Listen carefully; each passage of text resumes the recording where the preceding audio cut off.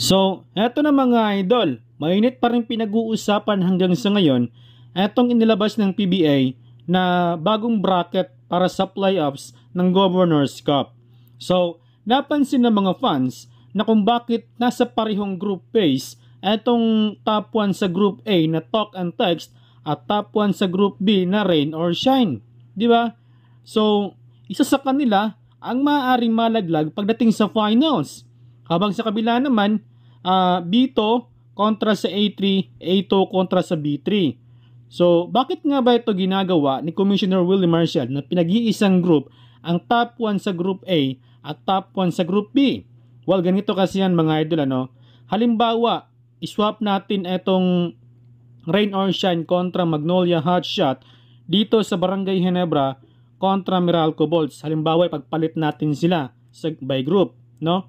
So, sa kabila, pag nakapasok ang Barangay Ginebra sa finals, makapasok din sa kabila etong Beermen, parang ang pangit na pagdating sa finals. So, yun yung iniiwasan ni PBA Commissioner Willie Marcial.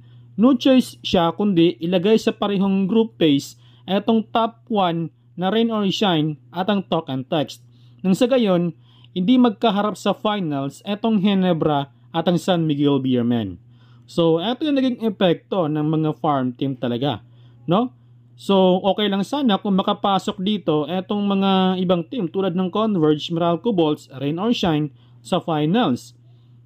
Kasi nahihirapan talaga si Commissioner na i-separate etong Ginebra at ang Beermen. Kasi sila yung mas malaki ang tsansa na makapasok sa playoffs. Dito pa nga lang sa kabila, malaki na yung tsansa nila makapasok sa semifinals. So, pagdating sa semifinals, isa sa Beermen at Ginebra ang malaglag sa kanila. So, pagdating naman sa kabila, isa sa top teams ang malaglag pagdating sa semifinals.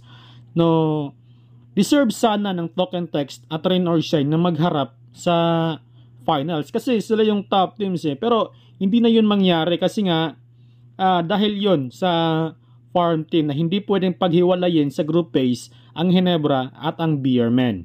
So yun lang ating explanation mga idol.